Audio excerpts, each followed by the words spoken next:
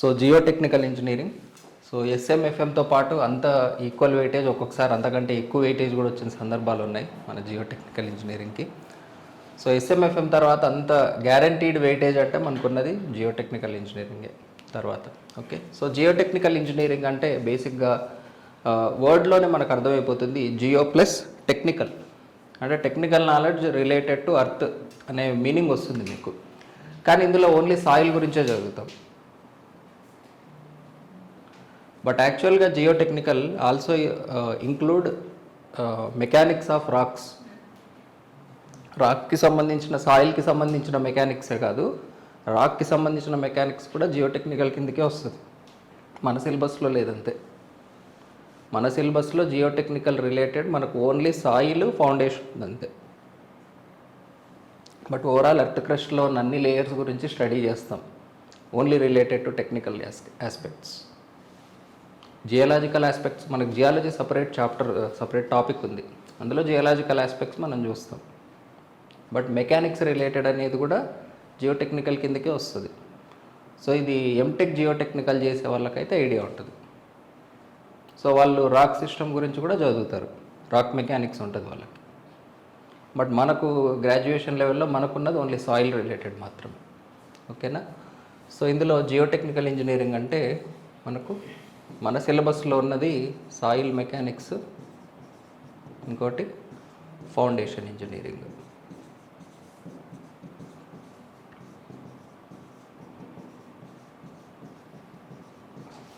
Okay, so geo technical ఇంజనీరింగ్లో completely తీసేసే topic అంటూ ఏది లేదు, అన్నిట్లో నుంచి క్వశ్చన్స్ వస్తూనే ఉంటాయి. సేమ్ ఎస్ఎంలో ఎలానో కొంచెం ఎక్కువ తక్కువ తప్ప పూర్తిగా ఈ టాపిక్ వదిలేయని కాన్ఫిడెంట్గా చెప్పడానికి అయితే ఏ టాపిక్ ఉండదు, అన్నిట్లో నుంచి క్వశ్చన్స్ వస్తాయి.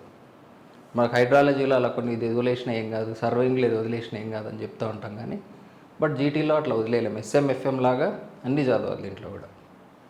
ఓకే, ఓ 15 టాపిక్స్ ఉన్నాయి, 15 టాపిక్స్ చదవాల్సిందే. ఓకే, ఏది ఇంపార్టెంట్ అని చెప్పడానికే లేదనమాట. ఓకే, అది. సో ఇందులో ఫస్ట్ టాపిక్ వచ్చేసి ఆరిజిన్ ఆఫ్ సాయిల్.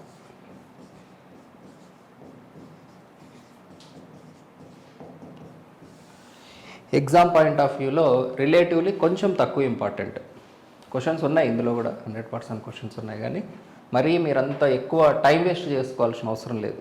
ఇందులో మనం ఎంతవరకు డిస్కస్ చేస్తామో సరిపోతుంది అంతే. ఓకే, మీరు ఎక్కువ ప్రాక్టీస్ చేస్తే మంచివి అనే టాపిక్స్ నేను చెప్తాను.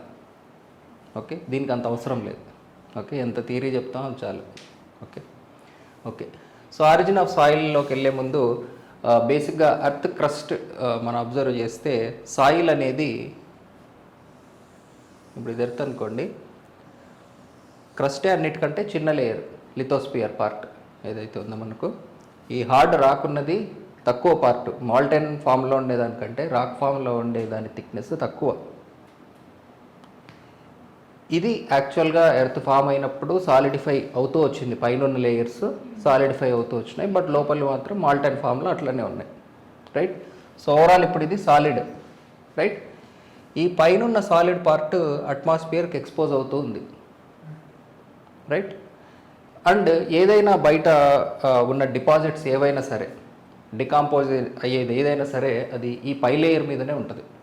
రైట్, దీనివల్ల ఈ పైన ఒక చిన్న లేయర్ ఫామ్ అయిందనమాట. దీన్నే మనం సాయిల్ అంటున్నాం. ఇది హార్డ్ స్ట్రేటప్. సో మనం ఎర్త్లో ఏ పాయింట్లోకి వెళ్ళినా సరే మనకు అక్కడ ఫస్ట్ టచ్ అయ్యేది రాక్ కాదు, సాయిల్.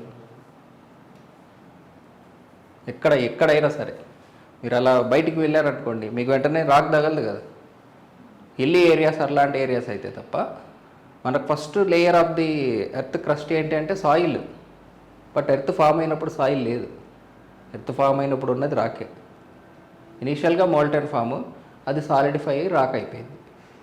రైట్, అది ఎట్లా అనేది జియాలజీలో డిస్కస్ చేస్తాం మనం ఎలాగో.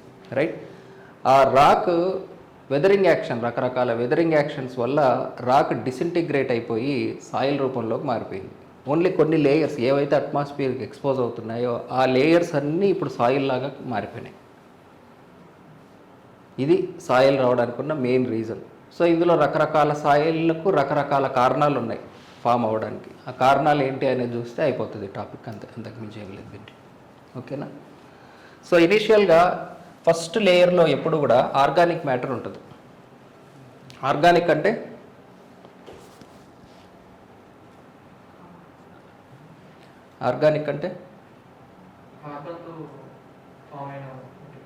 ఓకే, ఇంకా అది చాలా పాత డెఫినేషన్, నువ్వు పుట్టక ముందున్న డెఫినేషన్, అది మార్చేశారు ఎప్పుడు.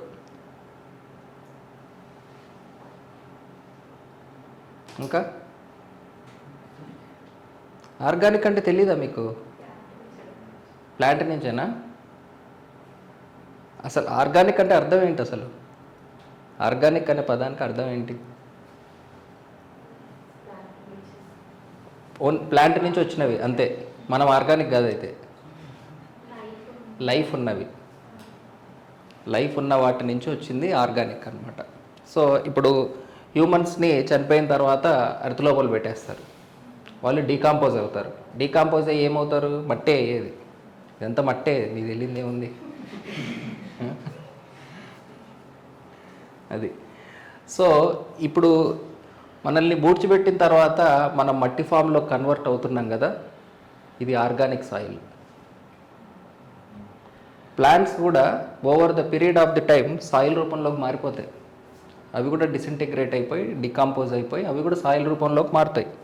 ఒకవేళ అండర్ లేయర్స్లో ఉంటే అవి క్రూడ్ ఆయిల్ ఫామ్లో కూడా అవుతాయి, రైట్? సో బయట సాయిల్ కూడా అవ్వచ్చు అనమాట. ఇలా ఒక లైఫ్ నుంచి వచ్చిన దాన్ని ఆర్గానిక్ అంటారు. ఒకప్పుడు ఏం జరిగేదంటే ప్రాణం ఉన్న వాటిల్లోనే కార్బన్ ఉంటుంది అనుకునేవాళ్ళు స్టార్టింగ్లో.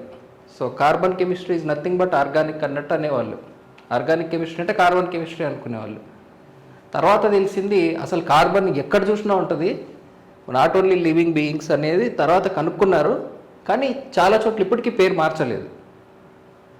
ఆర్గానిక్ కెమిస్ట్రీ అంటే కార్బన్ కెమిస్ట్రీ అన్నట్టు అంటున్నారు, బట్ అది కరెక్ట్ కాదు. ఆర్గానిక్ అంటే లైఫ్ నుంచి వచ్చింది అన్నట్టు. బట్ పూర్వం అట్లా అనుకునేవాళ్ళు. ఈ విషయం అన్ని చోట్ల కార్బన్, ఇప్పుడు ఈ షర్ట్లో కూడా కార్బన్ ఉంటుంది ఖచ్చితంగా. బట్ ఇనీషియల్ డేస్లో ఓన్లీ ఆర్గాన్స్ నుంచి మాత్రమే ఒక కార్బన్ ఉంది అంటే అది లివింగ్ ఆర్గాన్ నుంచి వచ్చిందే అన్నట్టు అనుకునేవాళ్ళు. అప్పుడు కార్బన్ దొరికింది అంటే లివింగ్ ఆర్గానిజం నుంచే వచ్చింది అనుకునేవాళ్ళు అప్పట్లో. బట్ అలా ఏం కాదు, నాన్ లివింగ్లో కూడా కార్బన్ ఉంటుంది అని తర్వాత కనుక్కున్నారు అనమాట. అది కార్బన్ కెమిస్ట్రీకి ఆర్గానిక్ కెమిస్ట్రీకి ఉన్న డిఫరెన్స్. ఓకే, ఇప్పటికీ మీ ఇంటర్లో మీరు అట్లనే చదువు ఉండొచ్చు, బట్ అసలు అయితే ఇది. ఓకే, సో ఆర్గానిక్ అంటే ఈ ఆర్గానిక్ ద్వారా ఫామ్ అయింది. సో ప్లాంట్స్ ఎప్పుడు బయటనే ఉంటాయి కాబట్టి వాటి డిపాజిట్స్ ద్వారా ఫామ్ అయ్యేది ఆర్గానిక్ కాబట్టి ఫస్ట్ అదే ఉంటుంది. మీకు డిసింటిగ్రేట్ అయిన రాక్ సాయిల్ రూపంలో ఉంటుంది. ఆ సాయిల్ మీద ప్లాంట్స్ డిపాజిట్స్ వస్తాయి కాబట్టి ఫస్ట్ ఎప్పుడు ఆర్గానిక్ లేయర్ వస్తుంది మనకి. ప్లాంట్స్ ఒకదాని తర్వాత ఒకటి వస్తూనే ఉంటుంది కాబట్టి ఫస్ట్ లేయర్ ఆఫ్ సాయిల్ ఏంటి అంటే ఆర్గానిక్. ప్రతి చోట ఇలానే ఉండాలనేది కాదు. If we want to generalize then organic will come first. ఇప్పుడు మన ఇంటి దగ్గర అయితే అట్లా ఉండదు, కానీ ఓవరాల్ ఎర్త్ ప్రతి చోట మనకు రెసిడెన్షియల్ ఏరియా ఏమి ఉండదు కదా, ఊరికే అలా వదిలేసిన ఏరియాస్ మీరు గమనిస్తే అక్కడ మనకు ఫస్ట్ ఆర్గానిక్ లేయర్ వస్తుంది. ఓకే, ఆ తర్వాత organic with mixed mineral matter. Minerals అంటే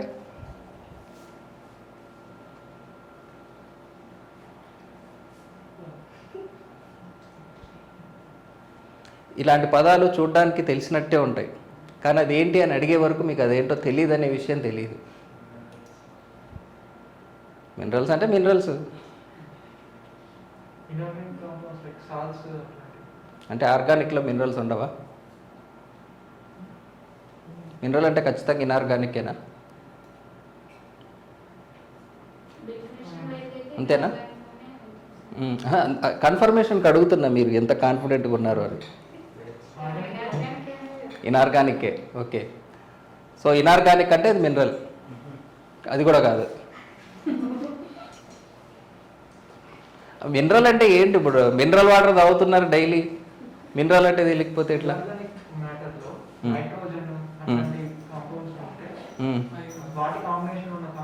అట్లాంటివి అన్నారు కదా, అట్లాంటివి అంటే నైట్రోజన్ ఉంటే లేకపోతే ఇప్పుడు ఆ చైర్ ఉంది, అది మినరలేనా? ఇప్పుడు మీరు డెఫినేషన్ ఇచ్చారంటే అది అప్లై కావాలి నాకు.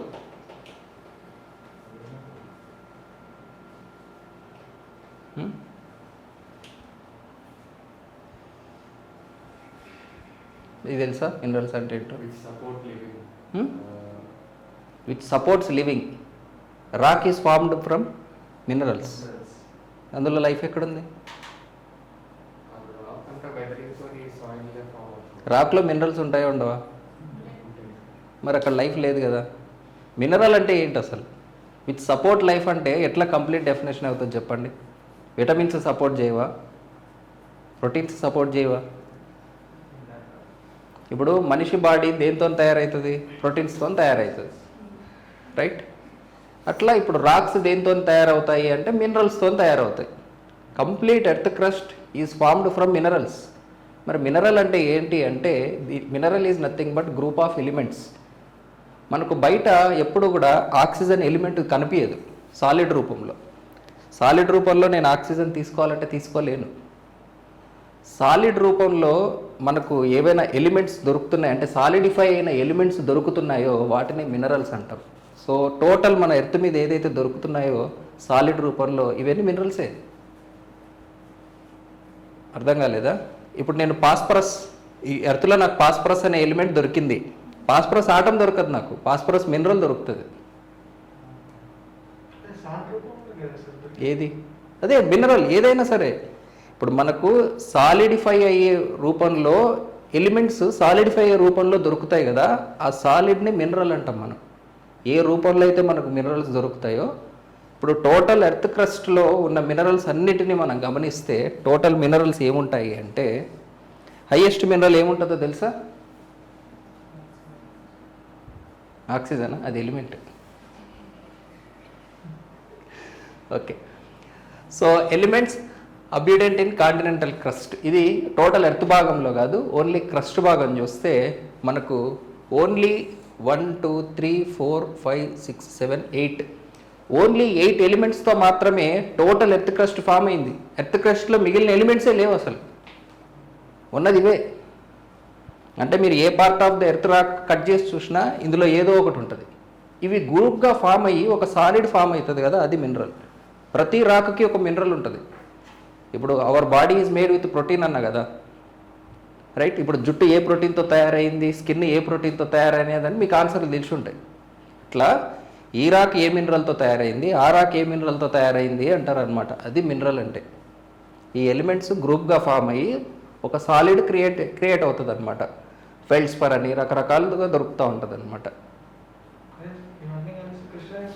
క్రిస్టలిన్ స్ట్రక్చర్స్ ఫామ్ చేస్తాయి, దాన్ని మనం మినరల్స్ అంటే.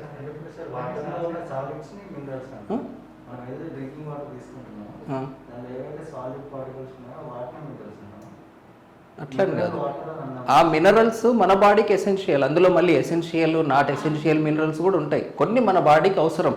ఇప్పుడు మన బాడీలో లిక్విడ్స్ మెయింటైన్ అవ్వాలి అంటే సోడియం అవసరం. ఎలిమెంట్స్ సాలిడ్ రూపంలో దొరుకుతాయి, దాన్ని మినరల్ అంటారు. అవును, ఉంటాయి. మినరల్ మీకు ఎలిమెంట్కి మినరల్కి మీకు తేడా అర్థం అవ్వడం లేదు. మనకు ఏ రూపంలో దొరుకుతుంది అనేది మినరల్, అది ఎప్పటికీ అలానే ఉండాలనేది కాదు రూల్ ఇక్కడ. దాని నేటివ్ స్టేట్ అని కూడా కాదు. అంటే ఇప్పుడు మినరల్ అంటే సాలిడ్ అనేదే కాదండి, మనకు ఎర్త్ మీద ఏ రూపంలో దొరుకుతుంది అనేది పాయింట్ అక్కడ. ఇప్పుడు మీరు సాల్ట్ అన్నారు, సాల్ట్ అంటే మినరల్ అనడానికి లేదు. నాకు మినరల్ అంటే ఏంటో ఎగ్జాక్ట్ డెఫినేషన్ కావాలంతే. ఇప్పుడు వాట్ ఈజ్ మినరల్ అంటే ఆ డెఫినేషన్లో నాకు దాని అర్థం ఉండాలంతే, అంతే కదా. ఇప్పుడు వాట్ ఈజ్ మినరల్ అంటే మినరల్ డెఫినేషన్లో దాని అర్థం తెలిసిపోవాలి నాకు. ఎక్కడ అప్లై చేసినా అప్లై అయ్యేటట్టు ఉండాలి. ఇప్పుడు నేను మీకు డెఫినేషన్ చెప్పిన అది అప్లై చేయండి, అప్లై అయిపోతుంది ఎక్కడైనా. గ్రూప్ ఆఫ్ ఎలిమెంట్స్ సాలిడిఫై మనకు ఇప్పుడు ఎర్త్ మీద ఆక్సిజన్ మనకు ఏ రూపంలో అయితే ఇట్లా దొరుకుతుందో అట్లా మినరల్స్, ఖనిజాలు కూడా దొరుకుతాయి మనకు ఎర్త్ క్రస్ట్లో, రైట్? సో వాటిల్లో ఆ టోటల్ మినరల్స్ ఏవైతే ఉన్నాయో వాటన్నిటిని మనం ఐడెంటిఫై చేస్తే అవి కేవలం ఈ 8 ఎలిమెంట్స్తో మాత్రమే ఫామ్ అవుతాయి. టోటల్ ఎర్త్ క్రస్ట్ మాత్రమే, టోటల్ ఎర్త్ కాదు, రైట్. ఇందులో ఈ 3 చూడండి, మోర్ దాన్ 80% ఉంటుంది. So more than 80% of earth crust is formed using silicon, aluminium and oxygen. ఈ 3 గుర్తుపెట్టుకోండి, పేర్లు మళ్ళీ వస్తాయి ఈ 3. ఓకేనా? ఎందుకంటే క్లేకి ఈ 3 చాలా ఇంపార్టెంట్ మనకి, ఎందుకనేది మీకు తర్వాత తెలుస్తుంది. ఓకేనా? అదే ఓవరాల్ ఎర్త్ చూసామనుకోండి మనం, అప్పుడు హైయెస్ట్ వచ్చేసి ఐరన్. ఓవరాల్ ఎర్త్లో హైయెస్ట్ ఉన్నది ఐరన్, ఎర్త్ క్రస్ట్లో హైయెస్ట్ ఉన్నది ఆక్సిజన్. అది డిఫరెన్స్. ఓకే, ఇప్పుడు ఆ మినరల్స్ మన బాడీకి ఎసెన్షియల్ కాబట్టి వాటిని ఏమంటారు, వాటిని సపరేట్ చేసి ఆ మినరల్ని ఎక్స్ట్రాక్ట్ చేసి మినరల్ వాటర్లో కలుపుతారు. మన బాడీలో కాల్షియం ఉండాలి. సరే, నీకు భూమి మీద కాల్షియం ఎక్కడ దొరికింది? అది క్వశ్చన్. కాల్షియం ఎక్కడ దొరికింది? కాల్షియంకి సంబంధించి ఒక లైమ్ స్టోన్ ఏదో ఒక మినరల్ దొరుకుతుంది నీకు ఫస్ట్. దాని నుంచి నువ్వు ఆ మినరల్స్ని ఎక్స్ట్రాక్ట్ చేసి వాటర్లో కలుపుతావు. నీకు కాల్షియం రూపం దొరకదు ఎప్పుడు. ఒక రాకు ఒక మినరల్తో ఫామ్ అయిన దాంతో కాల్షియం ఉంటుంది. దాని నుంచి కాల్షియం తీసి మన బాడీకి కాల్షియం కావాలి కాబట్టి కాల్షియం ఇస్తారు. ఇట్లా మనకు ఎర్త్ మీద ఎలిమెంట్స్ దొరికే ఒక రూపం అది, సింపుల్గా చెప్పాలంటే మినరల్ అనేది. ఇప్పుడు నాకు ఫాస్ఫరస్ కావాలి, ఫాస్ఫరస్ ఎక్కడ దొరుకుతుంది? పొటాషియం కావాలి, పొటాషియం ఎక్కడ? ఇట్లా వీటిని మినరల్స్ అంటారు అనమాట, రైట్. అందులో మన బాడీకి కావాల్సిన వాటిని ఎసెన్షియల్ మినరల్స్ అంటారు. ప్రతి మినరల్ అవసరం లేదు మన బాడీకి. అట్లా ఇప్పుడు కాపర్ అవసరం లేదా? కాపర్ లేకపోతే డిప్రెషన్ వస్తుంది, థైరాయిడ్ ప్రాబ్లం వస్తుంది, చాలా ప్రాబ్లమ్స్ వస్తాయి కాపర్ తగ్గిపోతే. కాపర్ చాలా ఇంపార్టెంట్ మన బాడీకి. కాపర్ కావాలి, మెగ్నీషియం కావాలి, అట్లా సోడియం కావాలి. సో ఇది చూడడానికి మీరు ఇట్లా మెటల్స్ లాగా అనిపిస్తుంది, కానీ ఇది మినరల్స్. ఎందుకు అంటే ఈ లాజిక్ అంతా మీరు ఆలోచిస్తే ఓకే ఇక్కడి నుంచి వచ్చిందా మినరల్ అనే పదం అనేది మీకు అర్థమవుతుంది. ఓకేనా? అది. సో తర్వాత ఏ మినరల్ ఎక్కువ ఉంటుంది అని అడిగాను కదా ఇందాక క్వశ్చన్. సో దానికి ఆన్సర్ వచ్చేసి feldspar. So most of the soil ఫార్మేషన్కి రీజన్ వచ్చేసి ఈ ఫెల్డ్స్పరే. ఈ ఫెల్డ్స్పర్ అనే మినరల్ రూపంలో దొరుకుతుంది బేసిక్గా. దీన్ని డిసింటిగ్రేట్ చేస్తే అప్పుడు సాయిల్ ఫామ్ అవుతుంది. ఈ ఫెల్డ్స్పర్ అనేది ఆ రాక్ ఫామ్ చేస్తుంది బేసిక్గా. ఈ ఫెల్డ్స్పర్తోని atmosphere plus carbon dioxide react అయ్యి కార్బోనిక్ యాసిడ్ తయారు చేస్తుంది. H2O ప్లస్ CO2 కలిసి కార్బోనిక్ యాసిడ్ తయారు చేస్తుంది. ఈ కార్బోనిక్ యాసిడ్ ఫెల్డ్స్పర్తో రియాక్ట్ అయ్యి దీని బాండ్ బ్రేక్ చేస్తుంది, రైట్. ఈ టైప్ ఆఫ్ వెదరింగ్ని కెమికల్ వెదరింగ్ అంటారు. మనకు క్లే ఇట్లా ఫామ్ అవుతుంది. క్లే అనేది కెమికల్ వెదరింగ్తో ఫామ్ అవుతుంది, రైట్. ఇది కాకుండా మెకానికల్ వెదరింగ్ కూడా ఉంటుంది. మెకానికల్ వెదరింగ్ అంటే రివర్ వాటర్ ఫోర్స్ వల్ల కావచ్చు, విండ్ వల్ల కావచ్చు, రకరకాలు. సో అట్మాస్ఫియర్కి అది ఎక్స్పోజ్ అవుతుంది అంటే it is subjected to weathering. అది రివర్ వల్ల కావచ్చు, దేనివల్ల. దీన్ని మెకానికల్ వెదరింగ్ అంటారు, రైట్. సో ఇట్లా కెమికల్స్తో రియాక్ట్ అయిపోయి రాక్ ఫస్ట్ బేసిక్గా రాక్ ఎప్పుడు సాయిల్ అవ్వదు. రాక్ పార్టికల్స్ సాయిల్ అవుతాయి. రాక్ అంత ఈజీగా సాయిల్ అవ్వదు. ఫస్ట్ రాక్ లోపల ఏదైనా ఒక ఏమంటారు గ్లేషియర్ కానీ ఇట్లాంటి పూర్వకాలంలో రాళ్ళు పగలగొట్టాలంటే ఏం చేసేవాళ్ళంటే బొక్క పెట్టి వాటర్ పోసేవాళ్ళు. తెలుసా మీకు ఇది? దాని ఎక్స్పాన్షన్ వల్ల రాక్స్ బ్రేక్ అయ్యేవి. కష్టపడి పగలగొట్టేవాళ్ళు కాదు అప్పట్లో, దాంతో వాటర్ పోసేవాళ్ళు. అవి టెంపరేచర్కి కూల్ అయినప్పుడు ఎక్స్పాండ్ అయ్యి రాక్స్ బ్రేక్ అయిపోయేవి. ఇది చాలా ఓల్డ్ మెథడ్ రాక్స్ని బ్రేక్ చేయడానికి ఉన్న టెక్నిక్ అనమాట. సో అట్లా అవి చిన్న చిన్న ముక్కలుగా బ్రేక్ అయ్యి ఆ బ్రేక్ అయినా మళ్ళీ సాయిల్ అయిపోతాయి అనమాట. సో ఇనీషియల్గా ఫస్ట్ డిసింటిగ్రేషన్ జరగదు, ఫస్ట్ జస్ట్ బ్రేక్ అయిపోతాయి అనమాట అంతే. ఆ తర్వాత అవి కెమికల్ వెదరింగ్లో సాయిల్ రూపంలో కన్వర్ట్ అవుతాయి. అంటే ఇప్పుడున్న ప్రతి సాయిల్ ఒకప్పుడు రాకే, రైట్. ఇప్పుడు మీకు ఫిజికల్ వెదరింగ్ కెమికల్ వెదరింగ్ రెండు చెప్పినా కదా. ఈ రెండిట్లో ఎందులో సన్న పార్టికల్ వస్తుంది? ఆబ్వియస్లీ కెమికల్లోనే సన్న పార్టికల్ వస్తుంది. సో క్లే చూడడానికి సన్నగా ఉంటుంది శాండ్ కంటే, రైట్. సో ఈ క్లే పార్టికల్స్ ఆర్ ఈ సన్న పార్టికల్స్కి కొలాయిడల్ పార్టికల్స్ అని ఇంకో పేరు కూడా ఉంది. కొలాయిడల్ అంటే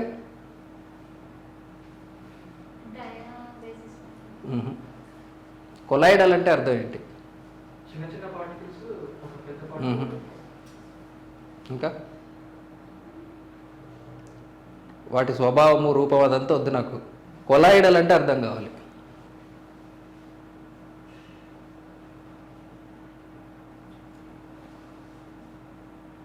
వాటి మధ్యన ఉన్న అట్రాక్షన్ ఫోర్స్ గ్రావిటీని డామినేట్ చేస్తే దాన్ని కొలాయిడల్ పార్టికల్స్ అంటారు అనమాట.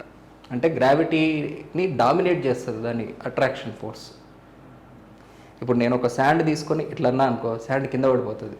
ఎందుకంటే దాని అట్రాక్షన్ కంటే గ్రావిటీ డామినేషన్ ఇక్కడ. కానీ క్లే పార్టికల్ కింద పడదు. ఎందుకంటే ఆ కొయిషన్ అనేది గ్రావిటీ కంటే ఎక్కువ ఉంటుంది. అంటే దాని బరువు కంటే దాని కొయిషన్ ఎక్కువ. అంటే అది పుల్ చేసే ఫోర్స్ దాని బరువు కంటే ఎక్కువ. ఇప్పుడు నేను 60 kg ఉన్నా అనుకోండి, నేను పుల్ చేసేది 60 kg కంటే ఎక్కువ ఉండాలి. అది కొలాయిడల్ పార్టికల్ అంటే. దాని cohesion force dominates it's gravity. వీటిని కొలాయిడల్ పార్టికల్స్ అంటారు. సో అది క్లే ఒక కొలాయిడల్ పార్టికల్. ఓకేనా? సో ఇవి మనకు దొరికే రకరకాల ఎలిమెంట్స్. ఇందులో మెయిన్ దొరికేది ఫెల్డ్స్పర్. సో ఫెల్డ్స్పర్ నుంచి మనకు క్లే వస్తుంది. క్లే ఎక్కడి నుంచి వస్తుంది అంటే ఫెల్డ్స్పర్ నుంచి వస్తుంది. ఓకేనా?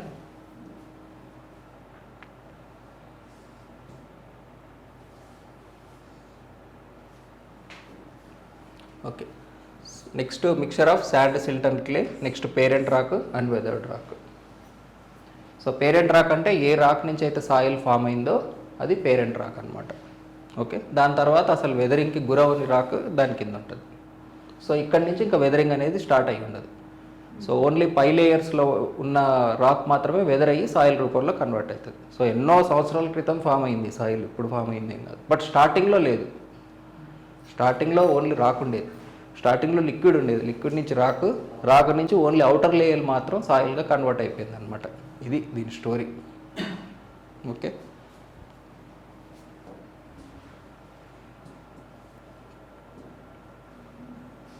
Okay. So next place of origin. Residual సాయిల్కి అయితే దాని ఆరిజిన్ అది ఫామ్ అయిన ప్లేసు ఒకే చోటు ఉంటుంది, రైట్? దీనికి best example black cotton soil. Black cotton soil ఎట్లా ఫామ్ అవుతుంది చెప్పండి?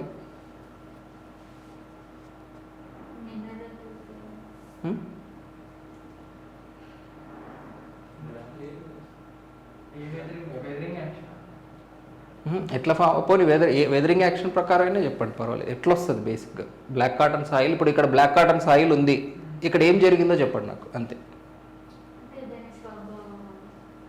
అది ఎక్కడి నుంచి వచ్చింది? ఇప్పుడు నేనేమంటున్నా, రెసిడ్యువల్ అంటే ట్రాన్స్పోర్ట్ అవ్వకుండా అక్కడే ఉన్నింది అని.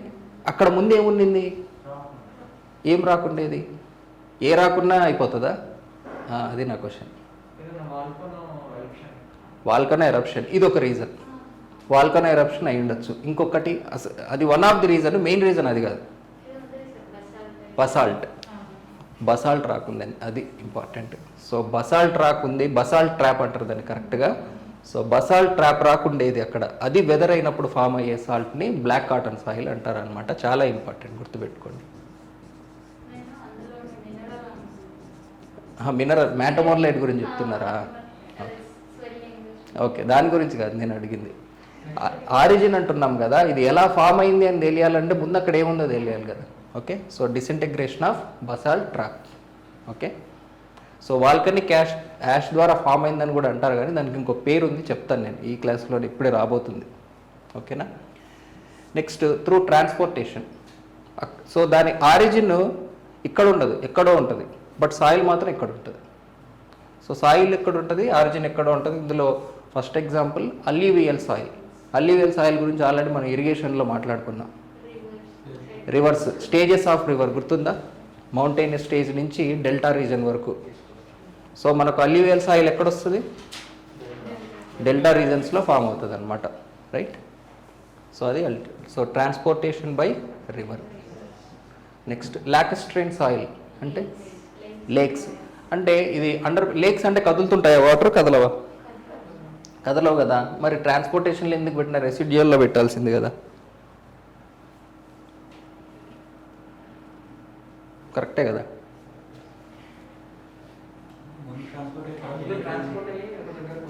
ముందు ట్రాన్స్పోర్ట్ అయ్యి ఒక దగ్గర ఉంటాయి, ఫైనల్గా లేక్ బెడ్ దగ్గరే ఫామ్ అవుతాయి. అది reason. Lakes. Marine, sea. Aeolian, wind. Wind అంటే అర్థమైందా? విండ్ డిపాజిట్స్ వల్ల, అంటే ఇప్పుడు మనకు 2 రకాల సాయిల్స్ ఉంటాయి. ఒకటి డైరెక్ట్ డిసింటిగ్రేట్ అయిపోయి సాయిల్ రూపంలో కన్వర్ట్ అయిపోయి, 2 సెడిమెంట్. సెడిమెంట్ అనేది అంటే సింపుల్గా చెప్పాలంటే అది ఒకేసారి రాలేదు అని, right? Over the time first ఒక లేయర్ వస్తుంది, దాని మీద ఇంకో లేయర్ వస్తుంది, దాని మీద ఇంకో లేయర్ వస్తుంది, దాని మీద ఇంకో లేయర్ వస్తుంది, ఇట్లా సెడిమెంట్స్ ఫామ్ అవుతూ ఉంటాయి అన్నమాట. సో సెడిమెంట్స్ ఒకదాని తర్వాత ఒకటి ఫామ్ అవుతాయి కాబట్టి సెడిమెంటరీ రాక్లో ఎప్పుడు లేయర్స్ కనబడతాయి. ఎందుకంటే ప్రతిదాని ఏజ్ డిఫరెంట్, ఒక్కొక్క సీజన్లో ఒక్కొక్క డెప్త్ వస్తూ ఉంటుంది దానికి. సో అట్లా లేయర్స్ వైజ్ సెడిమెంట్లు ఫామ్ అవుతూ ఉంటాయి అన్నమాట. అట్లా ఈ డస్ట్ ఏదైతే ఉందో, డస్ట్ కూడా సెడిమెంట్ రూపంలో ఫామ్ అయ్యి సాయిల్ రూపంలో అవుతుంది, రైట్? అదే ఏలియన్ సాయిల్. విండ్ ద్వారా, అంటే ఇక్కడ ట్రాన్స్పోర్టేషన్ మీడియం ఏంది? Wind. Wind, okay. Glacier deposit. Glacier melt అయినప్పుడు గ్లేషియర్లో నుంచి ఉన్న పార్టికల్స్, అంటే ఐస్ అంటే ఏం ప్యూర్ ఐస్ ఉండాల్సిన అవసరం లేదు కదా, అది డిపాజిట్ అయినప్పుడు దాని నుంచి కూడా మనకు క్లే వస్తుంది. దానికి కూడా కొన్ని పేర్లు ఉన్నాయి, అవి కూడా చెప్తాను ఈ క్లాస్లో. Okay. Melting of glacier. Colluvial అంటే గ్రావిటీ. కొల్యూవియల్ అంటే అర్థం ఏంటి అంటే గ్రావిటీ. సో గ్రావిటీని డామినేట్ చేసేది కొలీవియల్. సో గ్రావిటీ ద్వారా ఫామ్ అయినవి కొలీవియల్. అంటే కొలీవియల్ అంటే దాని అర్థం గ్రావిటీ అన్నట్టు. ఓకే. కొలీవియల్ సాయిల్ అంటే గ్రావిటీని డామినేట్ చేసే అట్రాక్షన్ ఉన్నటువంటి పార్టికల్స్ అని. ఓకే. సో గ్రావిటీ ద్వారా ఏదైనా ఒక ఏమంటారు, ఇప్పుడు ఒక రాక్ ఉంది, గ్రావిటీ ద్వారా వచ్చేసి అది సాయిల్ లాగా అయిపోయింది, దాన్ని ఏమనాలి అంటే కొలీవియల్ అనాలి. అట్లా. ఓకే. సో ఇప్పుడు మనము క్లే, శాండ్ ఇవన్నీ మాట్లాడుకున్నాం. మీరు బయటికి వెళ్ళి చూస్తే మనకు ప్యూర్ క్లే కానీ ప్యూర్ శాండ్ కానీ ఏది దొరకదు, రైట్? ఒక డిఫరెంట్ టైప్ ఆఫ్ మిక్చర్ దొరుకుతూ ఉంటుంది. సో మనకు బయట దొరికే టైప్స్ ఆఫ్ సాయిల్స్కి కొన్ని పేర్లు ఉన్నాయి. స్టాండర్డ్ నేమ్స్ చాలా ఇంపార్టెంట్, గుర్తుపెట్టుకోవాల్సిందే. ఓకే. అందులో ఫస్ట్ది లోమీ సాయిల్. లోమీ సాయిల్ అంటే అందులో శాండ్ ఉంటుంది, సిల్ట్ ఉంటుంది, యాజ్ వెల్ యాజ్ క్లే కూడా ఉంటుంది అనమాట. సిల్ట్ అంటే ఏంటి అంటే ఇది కూడా ఒక మెకానికల్ డిసింటిగ్రేషన్లో వచ్చిందే అనుకోవచ్చు. క్లే అనేది మీకు కెమికల్ డిసింటిగ్రేషన్ కదా. సిల్ట్ అనేది ఏంటంటే ఈ రప్చర్ జరిగేటప్పుడు ఏదైనా ఒక చిన్న పొడి లాంటిది, మెకానికల్ వెదర్ పొడి లాంటిది పడుతుంది, దాన్ని సిల్ట్ అనుకోవచ్చు మీరు అప్రాక్సిమేట్గా. But it comes from mechanical weathering only. So compare to clay అది కొంచెం పెద్దగానే ఉంటుంది, కంపేర్ టు శాండ్ అది చిన్నగా ఉంటుంది. ఇది కెమికల్ వెదరింగ్ ద్వారా వచ్చింది కాబట్టి దీనికి ప్లాస్టిసిటీ అనే ప్రాపర్టీ కూడా ఉంటుంది. క్లేకి వాటర్ ఇంటరాక్షన్ ఉంటుంది, సిల్ట్కి ఉండదు. అది డిఫరెన్స్ సిల్ట్ని ఐడెంటిఫై చేయడానికి. ఓకే. అర్థమైందా సిల్ట్కి క్లేకి డిఫరెన్స్? వాటర్ ఇంటరాక్షన్ ఉంటుంది, సింపుల్గా మీరు పాట్స్ తయారు చేయొచ్చు క్లేతో, సిల్ట్తో చేయలేరు. Next marl soil.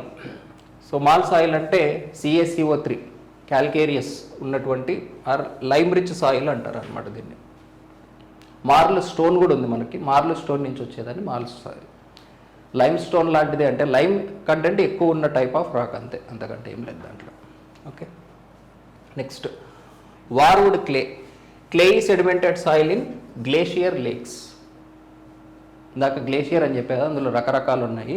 So glacier lakes దగ్గర ఫామ్ అయ్యేది varved clay. Okay. Next peat, organic soil. Loess already చెప్పుకున్నాం కదా. Sediment deposit of silt size grains. Shale, fine grain rock made up of mud comprising of sheets of clay. Sheets of clay అంటే ఏంటంటే clay అనేది మామూలుగా soil రూపంలో దొరుకుతుంది కదా, ఇందులో షీట్స్ రూపంలో దొరుకుతుంది అనమాట మనకు. దీన్ని షేల్ అంటారు. క్లే అనేది షీట్ రూపంలో దొరుకుతుంది. సో జనరల్గా ఇది సిమెంట్ అండ్ బ్రిక్ ఇండస్ట్రీలో వాడతారు, important bit. Okay. Next China clay. క్లేలో కయోల్నైట్ అనే ఒక మినరల్ ఉంటే దీన్ని చైనా క్లే అంటారు అనమాట. ఇది జనరల్గా మన డైనింగ్ సెట్కి ఇట్లాంటివి సెరామిక్ ప్లేట్ బౌల్స్ లాగా చేస్తూ ఉంటారు కదా, సో అట్లాంటి వాటికి వాడుతూ ఉంటారు అనమాట. చైనా క్లే యూజ్ చేసి బౌల్స్ తయారు చేస్తూ ఉంటారు. నెక్స్ట్ బౌల్డర్ క్లే, ఇది కూడా గ్లేషియర్ డిపాజిట్స్లో నుంచి వచ్చింది. సో గ్లేషియర్ డిపాజిట్స్లో మొత్తం క్లే రూపం కాకుండా మిక్స్ ఉంటుంది అనమాట. దీన్ని అన్స్ట్రాటిఫైడ్ అంటారు. అన్స్ట్రాటిఫైడ్ అంటే లేయర్స్ రూపంలో రాదు, కలిసి ఉంటుంది. సాయిల్ ఉంటుంది, బౌల్డర్స్ రాక్స్ కూడా ఉంటాయి అన్నమాట. సో ఒక గ్లేషియర్ మెల్ట్ అయినప్పుడు క్లే బౌల్డర్స్ కలిపి ఉంటుంది, దీన్ని బౌల్డర్ క్లే అంటారు అనమాట. ఓకే, నెక్స్ట్ బెంటోనైట్, ఇదే నేను చెప్పింది డిపాజిట్ ఆఫ్ వాల్కనిక్ యాష్, చాలా చాలా ఇంపార్టెంట్. ఓకే, సో బెంటోనైట్ బయట ప్రాక్టికల్గా చాలా అప్లికేషన్ ఉన్నటువంటి క్లే. పర్టికులర్గా బెంటోనైట్కి ఉన్న స్పెషాలిటీ ఏంటంటే ఇది వాటర్ బాగా అబ్జర్వ్ చేసుకుంటుంది. సో ఎక్కడైనా వాటర్ అబ్జర్వ్ చేసుకునే సిచ్యువేషన్ ఉంది, ఏదైనా డ్రిల్లింగ్ మడ్ ఇట్లాంటి సిచ్యువేషన్స్లో బెంటోనైట్ వేస్తారు కావాలని, ఆ వాటర్ అంతా అబ్జర్వ్ చేసుకోవాలని. మేము ఆయిలింగ్ పైప్ కన్స్ట్రక్షన్ చేసేటప్పుడు కూడా చాలా రెగ్యులర్గా వాడేవాళ్ళం బెంటోనైట్ని. ఇట్లా పైప్ అండర్ గ్రౌండ్ పైన రోడ్డు ఉంటుంది, డిస్టర్బ్ చేయకుండా ఇట్లా పైప్ లైన్ వేసేసేవాళ్ళం, అటు వెళ్ళిపోతుంది పైపు. ఈ బోరింగ్ టెక్నిక్స్ ఉంటాయి కొన్ని, రైట్, అట్లా సాయిల్ని డిస్టర్బ్ చేయకుండా ఫస్ట్ ఒక స్ట్రక్చర్ లాగా ఇట్లా చేసేసి ఆ తర్వాత పైప్ లైన్ వేస్తాం అనమాట. సో ఇట్లా డ్రిల్లింగ్ సిచ్యువేషన్స్లో మన ఈ వాటర్ని అబ్జర్వ్ చేసుకోవడానికి బెంటోనైట్ వేస్తాం. ఎక్కడైనా మనం డ్రిల్ చేస్తున్నాం, వాటర్ సిచ్యువేషన్ ఉంది, డ్రిల్ చేయడం కష్టంగా ఉంది అన్నప్పుడు ఇది మొత్తం వాటర్ని అంతా లాగేసుకుంటుంది. మీకు ఆ వెట్ కండిషన్ ఉంటే డ్రిల్లింగ్ చాలా కష్టం అవుతుంది. సో ఆ వాటర్ మొత్తం ఇది లాగేసుకుంటుంది అనమాట. ఇది ఎందుకు అనేది మీకు క్లే మినరాలజీలో చెప్తాను. Okay, next talus, transported by gravity. Indurated, hardened clay due to heat and pressure. Okay, so ఇందులో ఎక్స్ప్లెయిన్ చేయడానికి ఏం లేదు, గుర్తుపెట్టుకోవడం అంతే. Next black cotton soil, residual of basalt trap or cooling of volcanic ash. రెండు ఉంటే మాత్రం ఇదే పెట్టండి ఆప్షన్. ఓకే, ఇది జనరల్గా బెంటోనైట్కే ఇస్తాం. ఓకే, బట్ కొన్ని చోట్ల ఇప్పటికి కూడా బ్లాక్ కాటన్ సాయిల్ అంటే వాల్కనిక్ యాష్ అనే బిట్లు చూశాను నేను కొన్ని. సో అలా రాస్తారేమో అన్నట్టుగా పెట్టాను కానీ, బట్ ప్రైమరీ రీజన్ అయితే ఇది మనకి. ఓకే, బ్లాక్ కాటన్ సాయిల్ ఉంది అంటే ఒకప్పుడు బసాల్ట్ రాకుండేది అని. ఓకే, అది టైప్ ఆఫ్ గ్రానైట్ అనుకోవచ్చు.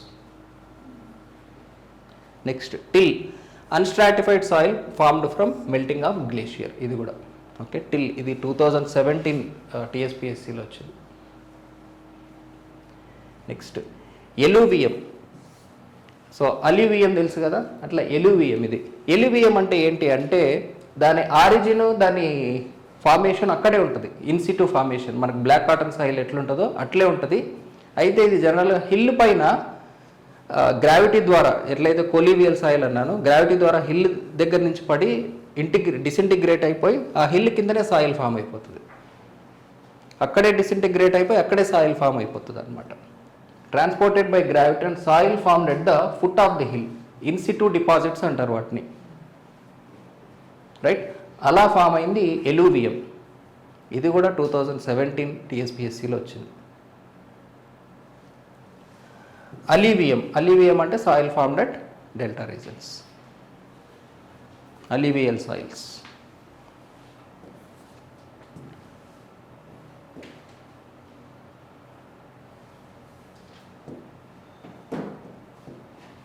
ఓకే, ఒక్కసారి హైయెస్ట్ ఉన్న ఎలిమెంట్స్ ఏంటో చెప్పండి ఎర్త్ క్రస్ట్లో.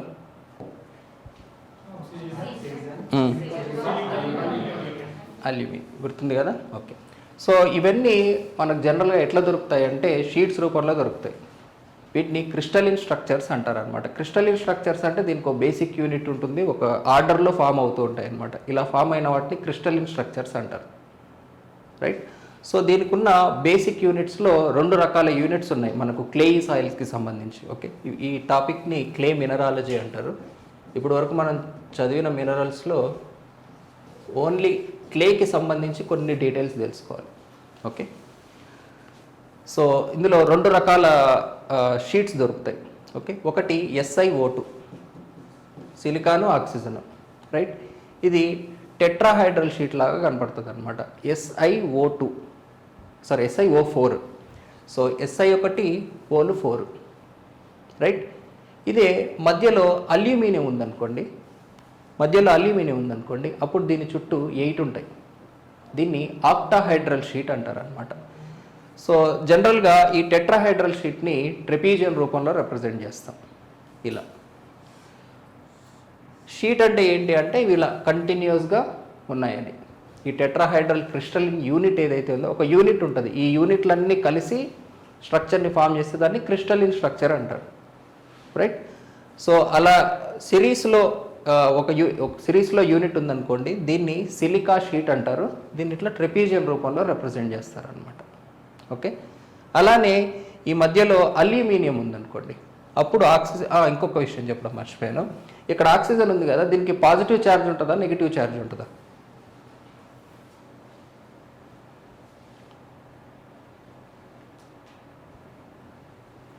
లోపల సిలికా పాజిటివ్ ఉంది. సో దానివల్ల ఆక్సిజన్ వచ్చి దీనికి అంటుకుంటుంది. సో ఆక్సిజన్కి నెగిటివ్ ఉంటుందా, పాజిటివ్ ఉంటుందా? నెగిటివ్ ఉంటుంది. సో క్లే పార్టికల్ మీద ఎప్పుడు కూడా నెగిటివ్ ఛార్జ్ ఉంటుంది.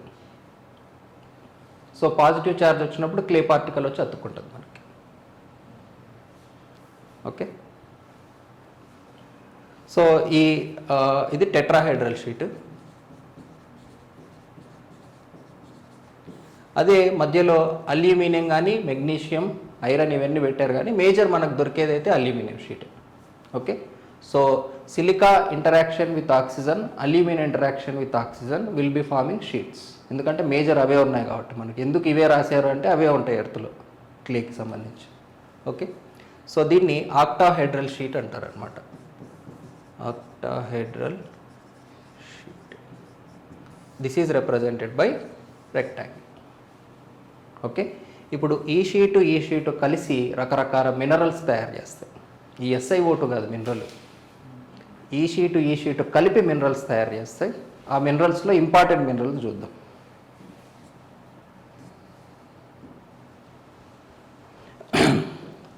ఫస్ట్ది కయోలనైట్ మినరల్.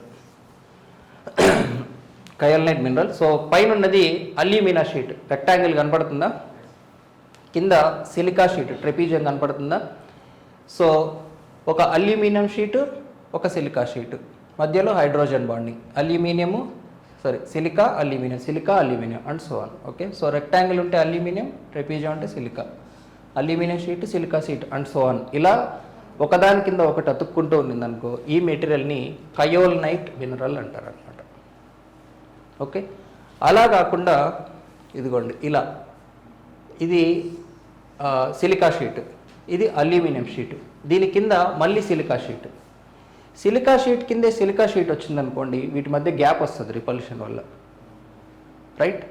సో ఇలా ఫామ్ అయిన దాన్ని మ్యాంట్ మోన్లైట్ అంటారు. ఈ గ్యాప్ వల్ల ఏం జరుగుతుందంటే ఈ మినరల్లోకి చాలా వాటర్ వస్తాయి. సో కయోలనైట్ వాటర్ ఎక్కువ అబ్జర్వ్ చేసుకోదు, మ్యాంటమోన్లైట్ వాటర్ ఎక్కువ అబ్జర్వ్ చేసుకుంటుంది. సో అందుకే బ్లాక్ కాటన్ సాయిల్ మనకు స్వెల్లింగ్కి గురవుతుంది అనమాట.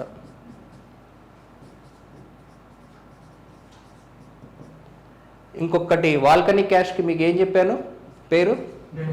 బెంటోనైట్. సో బెంటోనైట్లో ఉండే ఇది కూడా ఇదే, అందుకే ఇది ఎక్కువ వాటర్ తీసుకుంటుంది. మీరు ఎప్పుడైనా ఇప్పుడు ఒక చిన్న అగ్రికల్చర్ ల్యాండ్ కొనాలనుకున్నారు, బ్లాక్ కాటన్ సాయిల్ ఉంది అక్కడ, మీరు వెంటనే చూడాల్సిన నెక్స్ట్ విషయం ఏంటి చెప్పండి? ఇప్పుడు బ్లాక్ కాటన్ సాయిల్ అగ్రికల్చర్కి మంచిదా కాదా? మంచిది. ఓకే.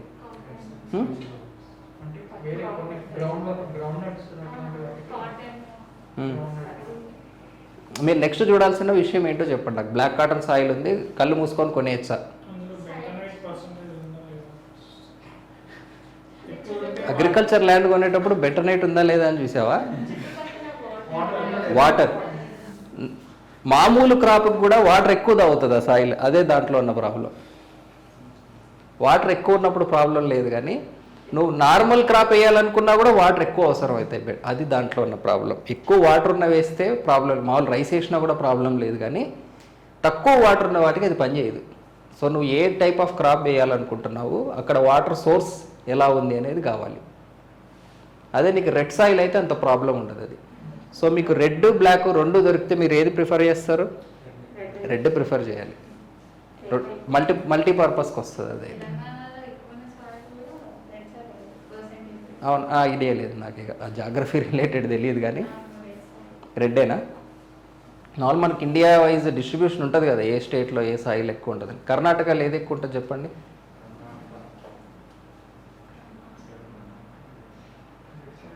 రెడ్డేనా తెలియదు నాకు, నేను బ్లాక్ అనుకుంటున్నా. దానికి ఒక కారణం ఉంది. కర్ణాటకలో కర్రీ అంటే నలుపు. సో అది బ్లాక్ కాటన్ రీజన్ కాబట్టి కర్ణాటక అంటారు అనుకుంటున్నా, కరెక్ట్గా తెలియదు నాకు, కన్ఫర్మ్ చేసుకోవాలి మీరే. జస్ట్ వైల్డ్ గెస్ అది అంతే, దానికి రీజన్ లేదు పాడు లేదు. బట్ కర్రీ అంటే నలుపు అనేది తెలుసు నాకు. సో అట్లా ఆ రీజన్ నుంచి అట్లా ఫామ్ అయిందేమో అని అనుకుంటున్నా, నాట్ షూర్. అట్లా మీకు రివర్ గంగా వైపు అల్లివేల్ డిపాజిట్స్ అట్లాంటివి ఉండి ఉంటాయి అది. బట్ పర్టికులర్గా బ్లాక్ కాటన్ అంటే మనం గెస్ చేయడానికి లేదు, అది ఆ రాక్ ఫార్మేషన్ రిలేటెడ్ కదా అది. సో అప్పుడు అక్కడ ఆ రాక్ ఉంటే అక్కడ బ్లాక్ కాటన్ సాయిల్ ఫామ్ అవుతుంది అనమాట అట్లా. ఓకేనా, ఇది మ్యాంటమోన్ లైట్. సో ఈ మ్యాంటమోన్ లైట్లో గ్యాప్ కొంచెం ఎక్కువ ఉంటుంది అనమాట. ఎందుకు? నెగిటివ్ ఛార్జ్ ఆక్సిజన్స్ పక్కనే వచ్చినాయి కాబట్టి. అయితే దీని మధ్యలో పొటాషియం మినరల్ కూడా ఉంటుంది మనకు, కంపారిటివ్లీ తక్కువే ఉంటుంది. ఒకవేళ పొటాషియం ఆ ప్లేస్లో ఉండుంటే ఇక్కడ నెగిటివ్ ఛార్జ్ ఉంది కాబట్టి ఈ మధ్యలోకి వెళ్ళి ఈ రెండింటిని దగ్గరికి లాగుతుంది అనమాట. So compare to montmorillonite, illite దీని పేరు. సో చూడడానికి సేమ్ అదే స్ట్రక్చర్లా ఉంటుంది, కానీ మధ్యలో పాజిటివ్ క్యాటయాన్స్ ఎంటర్ అయ్యి వాటి మధ్య స్పేస్ తగ్గిస్తాయి అనమాట. రైట్. సో క్లే జనరల్గా ఫామ్ అయ్యి ఇంకా చాలా ఉన్నాయి minerals, but majority of the clays మనకు ఈ 3 మినరల్స్తో తయారవుతాయి. రైట్. ఇది చైనా క్లే, ఇది బెంటనైట్. ఈ రెండు చాలా ఇంపార్టెంట్. ఓకే. నెక్స్ట్ కయోలైట్కి సంబంధించి మార్కెట్లో మనకు ఏ టైప్ ఆఫ్ సాయిల్స్, ఇప్పుడు మీకు బెంటనైట్ ఎలా చెప్పానో అలా కయోలైట్ కూడా చాలా important. Particular SSC JEE type of ఎగ్జామ్లో అడుగుతూ ఉంటారు ఇట్లాంటివి రెగ్యులర్గా. Okay. So China clay already తెలిసిందే మీకు, సిరామిక్స్కి అన్నిటికీ వాడుతూ ఉంటారు. సో మిగిలిన అప్లికేషన్స్ కూడా చూసుకోవచ్చు మీరు.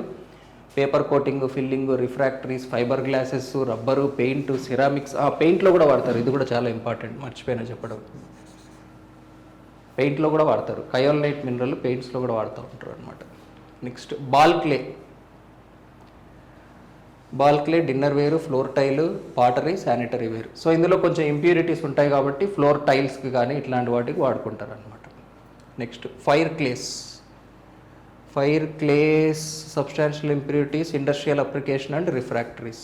బెంటనైట్ క్లే డ్రిల్లింగ్ మడ్, ఎక్కువ అబ్జార్ప్షన్ ఉంటుంది కాబట్టి. Fuller's earth non plastic clay having high magnesia, similar bentonite, industrial applications and absorbance. Shale laminated sedimentary rock, already చెప్పాను కదా, షీట్స్ రూపంలో ఉంటుంది. Right. Consisting mainly of minerals, mud industrial applications. Raw material in cement and brick manufacture, ఇందాక కూడా చెప్పాను ఈ విషయం.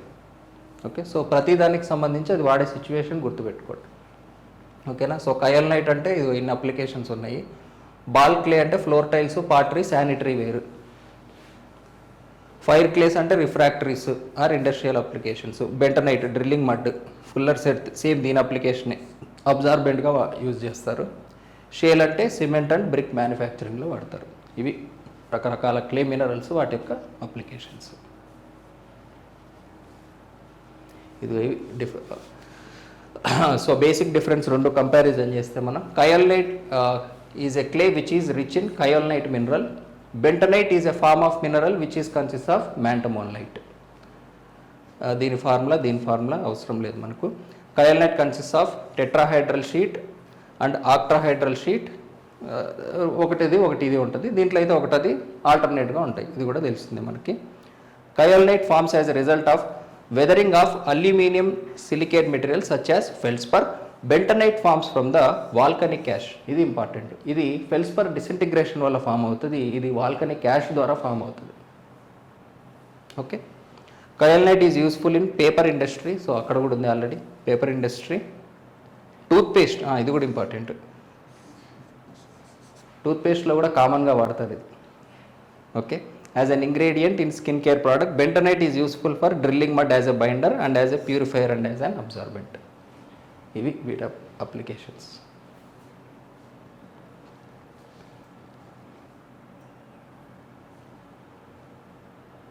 అంతేనా? That's all. అది origin of soil and clay mineralogy. Okay, so origin of soil అంతా మనకు ఏంటి అంటే మినరాలజీని అర్థం చేసుకోవడమే దాని formation. So total earth crust అనేది డిసింటిగ్రేట్ అయిపోయింది. అది డిసింటిగ్రేట్ కావడానికి 2 రకాల వెదరింగ్లు ఉన్నాయి, chemical weathering, mechanical weathering. Right, రకరకాల చోట్ల రకరకాల రీజన్స్ వల్ల రెసిడ్యువల్గాను ట్రాన్స్పోర్టెడ్గా గాను ఈ ఓవరాల్ ఎర్త్ క్రస్ట్ మొత్తం సాయిల్తో నిండిపోయింది అనమాట. ఆ సాయిల్ అనేది అక్కడే ఫామ్ అయి ఉండొచ్చు లేదా ఎక్కడి నుంచి అయినా వచ్చి పడి ఉండొచ్చు. బట్ ఓవరాల్ టాప్ లేయర్ అంతా మనకి ఇప్పుడు యాక్చువల్గా సాయిల్ ఉంది. ఈ సాయిల్కి సంబంధించి మెకానిక్స్ చదువుతున్నాం. దీని లోపల లేయర్ వచ్చేసి మనకు రాక్ మెకానిక్స్, అది మన సిలబస్లో లేదు ప్రస్తుతానికి. అది ఓకేనా? అది క్లే మినరాలజీకి సంబంధించింది. Next soil structure. So soil స్ట్రక్చర్కి సంబంధించి సో బేసిక్గా క్లేకి సంబంధించి చూద్దామండి. సో క్లే వచ్చేసి మనకు చూడడానికి ఇలా ఉంటుంది, షీట్ లాగా, ఫ్లేకీ లాగా ఉంటుంది అనమాట. సో క్లే ఫేస్ వచ్చేసి ఎప్పుడు కూడా నెగిటివ్ ఛార్జ్ ఉంటుంది, కానీ ఎడ్జ్ మాత్రం పాజిటివ్ ఛార్జ్ ఉండొచ్చు లేదా నెగిటివ్ ఛార్జ్ కూడా ఉండొచ్చు అనమాట. సో దీనివల్ల ఒక ఎడ్జ్కి ఫేస్ వచ్చి ఇలా అటాచ్ అవ్వచ్చు. దీన్ని ఫేస్ టు ఎడ్జ్ కాంటాక్ట్ అంటారు. అలానే ఒక ఎడ్జ్కి ఎడ్జ్ కూడా వచ్చి కాంటాక్ట్ అవ్వచ్చు. దీన్ని ఎడ్జ్ టు ఎడ్జ్ కాంటాక్ట్ అంటారు. Edge to edge, face to edge. So 2 types of. So దీని ప్రకారం మనకు సాయిల్ ఎలా స్ట్రక్చర్స్ ఫామ్ అవుతాయి. సో ఒకటి, ఇలా ఫేస్ దగ్గరికి ఫేస్ వచ్చింది అనుకోండి, నెగిటివ్ రిపర్షన్ వల్ల ఇవి ఇలా డిస్పర్స్ అయిపోతాయి. రైట్, లేదా అన్ని దగ్గరకు వచ్చి ఫ్లాక్యులేట్ స్ట్రక్చర్ కూడా ఫామ్ అవ్వచ్చు అనమాట మనకు ఇట్లా. ఓకే, సో ఇక్కడ మీరు చూడొచ్చు. సో ఇక్కడ చూస్తే మనకు edge to edge flocculated but dispersed. So ఇట్లా ఎడ్జ్ టు ఫేస్ ఫ్లాక్యులేట్ అయినాయి కానీ కలిసి లేవు, ఫ్లాక్యులేటెడ్గా లేవు but dispersed. Edge to edge flocculated but dispersed. ఇక్కడ కూడా edge to edge flocculated but dispersed. So ఇది ఎడ్జ్ టు ఎడ్జ్ అంటే డిస్పర్స్ అంటే అన్ని దగ్గరగా లేవు అన్నట్టు, ఇట్లా గ్యాప్స్ ఉన్నాయి అన్నట్టు. So aggregated but deflocculated. So ఇట్లా అన్ని దగ్గరకు వచ్చాయి కానీ but deflocculated. Okay, so edge to face ఫ్లాక్యులేటెడ్ and aggregated ఇట్లా కలిసి ఉండాలన్నమాట. సో కలిసి ఉంటే వీటిని అగ్రిగేటెడ్ అంటారు అనమాట. సో ఎడ్జ్ టు ఎడ్జ్ ఫ్లాక్యులేట్ అంటే ఫ్లాక్యులేట్ అంటే వచ్చి కంబైన్ అయినాయని అంతే. బట్ ఓవరాల్ స్ట్రక్చర్ మనం గమనిస్తే ఇవి డిస్పర్స్ అయ్యాయా లేకపోతే డెన్స్ ప్యాకింగ్ లాగా కలిసి ఉన్నాయా అనేది చూడాలి మనం.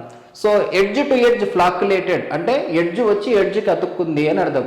So edge to face flocculated. So ఈ ఫేస్ టు ఎడ్జ్ కనెక్టెడ్ అన్నారు కదా, దీన్ని ఫేస్ టు ఎడ్జ్ ఫ్లాక్యులేటెడ్ అంటారు. దీన్ని ఎడ్జ్ టు ఎడ్జ్ ఫ్లాక్యులేటెడ్ అన్నారు. మళ్ళీ ఇది ఫామ్ చేసే స్ట్రక్చర్లో మనకు కంబైన్డ్గా ఫామ్ చేయొచ్చు లేదా ఇలా డిస్పర్స్గా కూడా ఫామ్ చేయొచ్చు అనమాట. సో ఇట్లా డెన్స్గా ఫామ్ అయింది అనుకోండి, దీన్ని అగ్రిగేటెడ్ అంటారు అనమాట. ఇట్లా దగ్గరగా. Right, so edge to edge and edge to edge flocculated and aggregated. ఇది edge to edge flocculated but dispersed. ఇవి completely dispersed and deflocculated. So flocculated అంటే కలిసి ఉన్నాయి, అతుక్కుని ఉన్నాయి, కానీ అవి డిస్పర్స్ అయి ఉన్నాయా కలిసి ఉన్నాయా అనేది కూడా మళ్ళీ చూడాలి మనం సాయిల్ స్ట్రక్చర్ని డిఫైన్ చేయడానికి. సో ఇట్లా మనకు బయట ఏదైతే సాయిల్ అవైలబుల్గా ఉందో అది ఇలా కంప్లీట్గా డిస్పర్స్ అయి ఉండొచ్చు లేదా ఫ్లాక్యులేట్ అయి డిస్పర్స్ అయి ఉండొచ్చు. ఓకే, ఆర్ ఓవరాల్గా అగ్రిగేటెడ్ అయి ఉండొచ్చు అనమాట. ఓకే, ఇదే మనము సాయిల్ శాండ్ విషయానికి వస్తే వీటిలో మనకు dense packing, loose packing, honeycomb type of structure, ఇట్లా డిఫరెంట్ స్ట్రక్చర్స్ వస్తాయి. బట్ అది మనకు రిలేటివ్ డెన్సిటీ కాన్సెప్ట్ వచ్చినప్పుడు మళ్ళీ మనం డిస్కస్ చేద్దాం. ఓకేనా? తర్వాత important topic clay water interaction. So clay ఎప్పుడైనా మనకు వాటర్లో ఒక క్లే మినరల్ ఉంది అంటే ఇది ఫేస్ ఎప్పుడు నెగిటివ్ ఛార్జ్ కాబట్టి ఈ నెగిటివ్ ఛార్జ్ దగ్గరికి పాజిటివ్ ఛార్జ్ వస్తుంది అనమాట మనకి ఇట్లా. రైట్, అంటే water will get absorbed because of attraction. So absorb అంటే ఏంటి అంటే ఈ వాటర్ వెళ్ళి దీని మీద ఇట్లా అతుక్కుని ఉండడం అంతే. సో అబ్జార్బ్డ్ వాటర్ అంటారు అనమాట. అబ్జార్బ్కి డిఫరెన్స్ ఏంటి అంటే అబ్జార్బ్ అంటే జస్ట్ దానికి వెళ్ళి ఇట్లా అతుక్కుని ఉండడం తప్ప అది అబ్జర్వ్ చేసుకోలేదు. ఆ వాటర్ని అబ్జర్వ్ చేసుకోవడం అంటే క్లే మినరల్ లోపలికి వెళ్ళి it should be a part of that mineral అవ్వాలన్నమాట, రైట్? దాన్ని అబ్జార్ప్షన్ అంటారు. అబ్జార్బ్ అంటే దాని మీద వెళ్ళి ఉంది అని, దీన్ని అబ్జార్బ్ అంటారు. అబ్జార్బ్ వేరు, అబ్జార్బ్ వేరు. అబ్జార్బ్ అంటే ఇప్పుడు మన క్లే ఫార్ములా చెప్తేనే అందులో H2O ఉండాలన్నమాట, దాన్ని అబ్జార్ప్షన్ అంటారు అనమాట. ఓకే, సో ఇవి జస్ట్ వెళ్ళి అబ్జార్బ్ అవుతాయి అన్నమాట. వెళ్ళిన తర్వాత ఇది ఫస్ట్ లేయర్. ఓకే, సో ఈ ఫస్ట్ లేయర్ అనేది చాలా స్ట్రాంగ్గా ఉంటుంది అనమాట.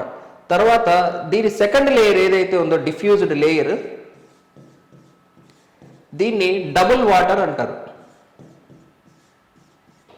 సో ఫస్ట్ లేయర్ అనేది స్ట్రాంగ్గా అతుక్కుని ఉంటుంది అనమాట. నెక్స్ట్ సెకండ్ లేయర్, దీన్ని డబుల్ లేయర్ అంటారు. Double layer. దీని తర్వాత మనకు ఫ్రీ వాటర్ ఉంటాయి అన్నమాట. ఓకే, సో ఇలా ఒక క్లే మినరల్కి మనకు 2 లేయర్స్ ఉంటాయి అన్నమాట. ఒక క్లే మినరల్కి వాటర్ మనం అటాచ్ చేసామంటే చూడడానికి మ్యాంటమోనలైట్ షీట్ ఇలా చిన్నగా, కయోలినైట్ మినరల్ కంపారిటివ్లీ కొంచెం పెద్ద సైజు లాగా ఉంటుంది అనమాట. ఇది మ్యాంటమోనలైట్, ఇది కయోలినైట్. ఓకే, సో దీనికి సంబంధించి సో ఫస్ట్ నార్మల్ వాటర్, తర్వాత double layer water, right? So దీనికి కూడా normal water, double layer water చూస్తే మనకు థిక్నెస్ ఆఫ్ డబుల్ లేయర్ అనేది కయోలినైట్ మినరల్కి కొంచెం ఎక్కువ ఉంటుంది comparatively. Compare to montmorillonite double layer thickness kaolinite మినరల్కి ఎక్కువగా ఉంటుంది. అంటే దీంతో ఇప్పుడు 200 యాంగ్స్ట్రాంగ్స్ దాకా ఉంది అనుకోండి, దీంతో ఆల్మోస్ట్ 400 యాంగ్స్ట్రాంగ్స్ యూనిట్స్ దాకా మనకు దీని హైట్ ఉంటుంది అనమాట. సో ఎగ్జామ్ పాయింట్ ఆఫ్ వ్యూలో పెద్ద ఇంపార్టెంట్ ఏం కాదు, కానీ జస్ట్ ఒక ఐడియా ఉండాలన్నమాట మనకు. క్లేలో 2 టైప్స్ ఆఫ్ వాటర్ మనకు ఫామ్ అవుతాయి అనేది. సో ఈ అబ్జార్బ్డ్ వాటర్ అనేది ఎంత స్ట్రాంగ్గా ఉంటుంది అంటే మనం ఓవెన్ డ్రైవింగ్లో పెట్టినా కూడా ఆ వాటర్ని బయటకు తీయకూడదు. ఈవెన్ ఓవెన్ డ్రైవ్ టెంపరేచర్ ఎలా రెఫర్ చేస్తారంటే, ఈ స్ట్రక్చరల్ వాటర్ ఏదైతే దీంతో అబ్జార్బ్ అయిపోయిందో దీన్ని కదిలిస్తే క్లే స్ట్రక్చరే మారిపోతుంది. సో మనం చదవాల్సిన ప్రాపర్టీలు అన్నీ మారిపోతాయి. కాబట్టి ఈ స్ట్రక్చరల్ వాటర్ని డిస్టర్బ్ చేయకుండా మిగిలిన వాటర్ని మాత్రమే మనం బయటికి తీయడానికి ట్రై చేస్తాం అన్నమాట, రైట్? సో దాని గురించి ఎలాగో నేను మళ్ళీ ఈ వాటర్ కంటెంట్కి మనకు సపరేట్ మెథడ్స్ ఉన్నాయి. సో అది డిస్కస్ చేసేటప్పుడు మళ్ళీ చెప్తాను. ఓకే, సో ఇంకొక ఇంపార్టెంట్ విషయము, సో స్టార్టింగ్లో మనం చెప్పాలి, ఫాదర్ ఆఫ్ సాయిల్ మెకానిక్స్ వచ్చేసి కార్ల్ టెర్జాగి.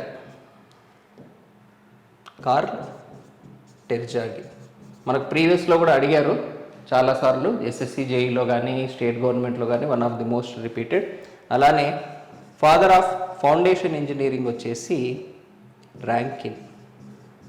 ఓకే, సో ఇవి కూడా 2 important bits.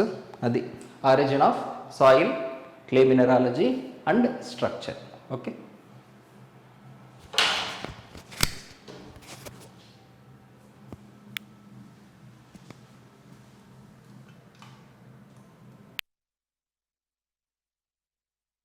so origin of soil AP. Bentonite is a material obtained due to weathering of volcanic ash.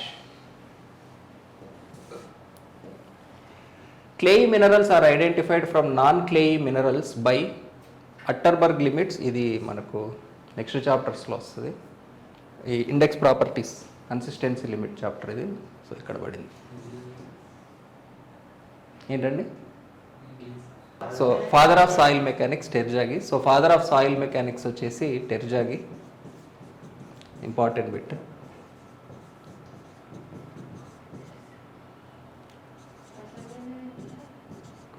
జాగి కెసగ్రాండ్ దేనికి లేదండి. ఫౌండేషన్కి వచ్చేసి ర్యాంకిన్. అది ఆపరేటర్స్ అండి, లిక్విడ్ లిమిట్ కనుక్కోవడానికి ఉన్న ఆపరేటర్స్ కెసగ్రాండ్. ఓకే, ఇది మన HNWSలో కూడా వచ్చింది Terzaghi. This is one of the most repeated bit. అది father of soil mechanics. An agent responsible for the transportation of the soil, wind, water, gravity, all.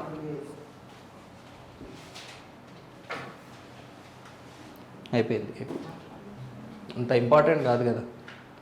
Which of the following is a deposit of glacial origin consisting of unsorted, ఇందాక చెప్పాను కదా, till glacier deposits. Next, the end product of weathering that has been transported downslope under the influence of gravity and is accumulated at the base of the hills is known as alluvium.